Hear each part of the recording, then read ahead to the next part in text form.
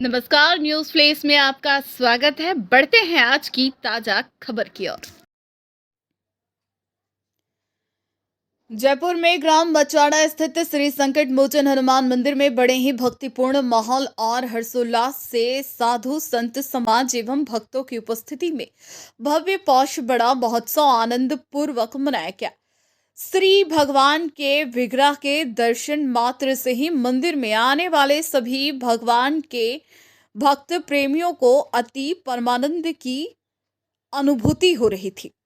भक्त प्रेमी जन श्री भगवान से आशीर्वाद लेते हुए श्री महाराज जी को कोटि कोटि नमन करते हुए इस भव्य पौष बड़ा प्रसादी महोत्सव के साथ साथ अयोध्या में श्री राम लल्ला प्राण प्रतिष्ठा के लिए भी सादर साधुवाद और बधाइयां दे रहे थे।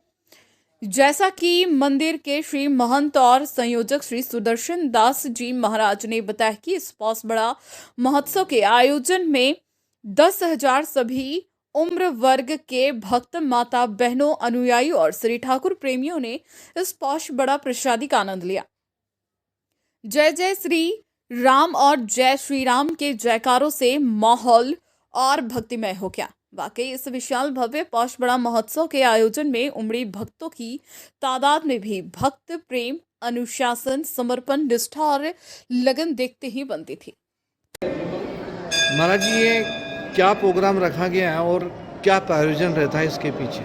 रामाय रामभद्राय रामचंद्राय वेदसे रघुनाथाय नाथाय सीताया पदये नमः। अत्यंत प्रसन्नता का विषय है कि श्री संकट मोचन हनुमान आश्रम न्यू लोहा मंडी रोड हरवाड़ा में स्थित है और प्रतिवर्ष की भांति इस वर्ष भी श्री संकट मोचन हनुमान सेवा समिति और समस्त ग्रामवासियों के सहयोग से एक विशाल पौष भंडारे का यहाँ पर आयोजन होता है। तो आज भी अनेक संतों की सन्निधि में इस दिव्य महायज्ञ को, इस महाआयोजन को हम लोग संपन्न कर रहे हैं, जिसमें कम से कम 10,000 लोगों की प्रसादी का यह विशाल कार्यक्रम रखा है। ये पौष बड़ा जो कहते हैं, पौष का महीना अपने हिंदी में आता है, तो ये बड़ा महोत्सव पौष में ही क्यों रखा जाता है?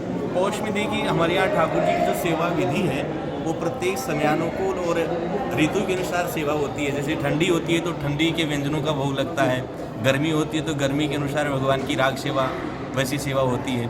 तो आजकल जैसे गरम गरम पकौड़ी बना करके हमारे राजस्थानी लोग जैसे कि कर्माबाई खिचड़ा बना करके भोग लगाती थी, तो ऐसे ही उस खिचड़े की तरह से उसे पौष बड़े का हम लोग आयोजन करते हैं। ये नवीन प्रकार के व्यंजनों का भोग लगा करके ठाकुर जी को एक लाड लड़ाने का एक चाव उत्सव के रूप में हम लोग मनाते हैं। आपके भक्त प्रेमी ठाकुर जी के, आपके वो ग्रामवासी, इनके नाम कोई विशेष इसमें जैसे हमारी श्री संकट मोचन हनुमान सेवा समिति बनी है, जिसके अध्यक्ष श्री घासीलाल जी शर्मा, कोषाध्यक्ष गणेश राम जी और सचिव हमारे हरिशंकर बोरा जो 3 नंबर पार्षद भी हैं, और केसरमल हमारे वार्ड पार्षद यहाँ के 2 नंबर के हैं। बाकी पूरी जनता जनार्दन, इसमें समस्त जातियों के लोग, समस्त वर्गों के लोग, बिल्कुल ये खरदर्शन की तरह से विशाल भंडारा होता है। तो ये पूरी हमारी जो कमेटी है वो बहुत तत्परता के साथ में 2 दिन पहले महीने से पूरा समय देते हैं। 4-4, 5-5 लोगों की हम एक यंग यूथ ब्रिगेड के नाम से उन्होंने एक कमेटी बनाई है जो प्रत्येक घर भर में जाकर के भिक्षा करते हैं और सभी के सहयोग से सारा संपन्न कार्यक्रम। आप संत समाज में एक अलग ही अपना वर्चस्व रखते हैं और ठाकुर के तो प्रेमी हैं ही आप, तो आपके ही चाहने वाले और भक्त प्रेमियों के नाम कोई विशेष संदेश कुछ देना चाहते हो आप?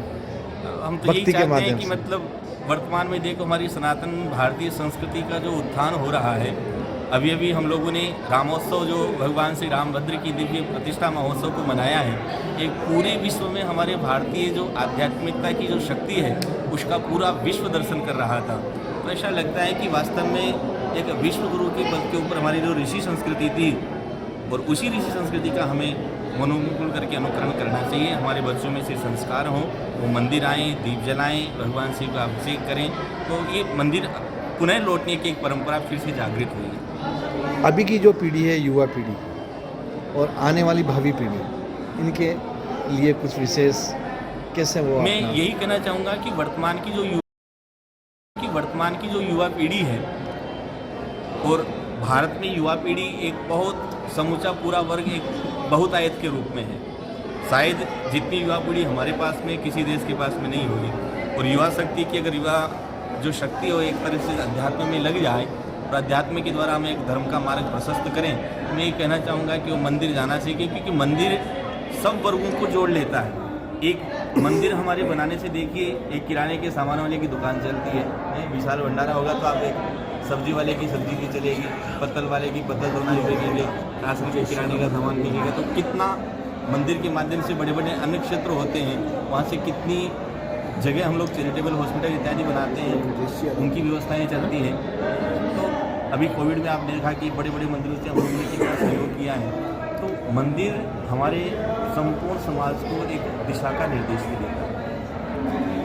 और कुछ विशेष? हमारी संस्कृति ऐसी है, सर्वे भवन्तु सुखिनः, सर्वे सन्तु निरामयाः, सर्वे भद्राणि पश्यन्तु मा कश्चित् दुःखभाग् भवेत्।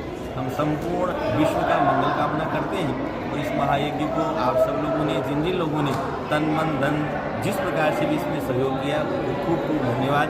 श्री हनुमान जी महाराज सबको शक्ति संपन्न बनाएं, भक्ति संपन्न बनाएं, ऐसी में मंगल कामना करते हैं। आपके श्री चरणों में कुछ सवाल करना बहुत छोटा होता है। हम सबका बड़ा सौभाग्य है। देखिए, हमारे श्री राम वृंदावन से पधार करके, श्री अयोध्या जी से पधार करके संतों का आगमन हुआ है। हमारे एक तरीके से खरदर्शन साधु समाज में कौशल्यानाथ जी की वगी जी और वहाँ के मन श्री कान्हादास जी महाराज, आपका भी पदार्पण बड़ी कृपा करके हुआ है।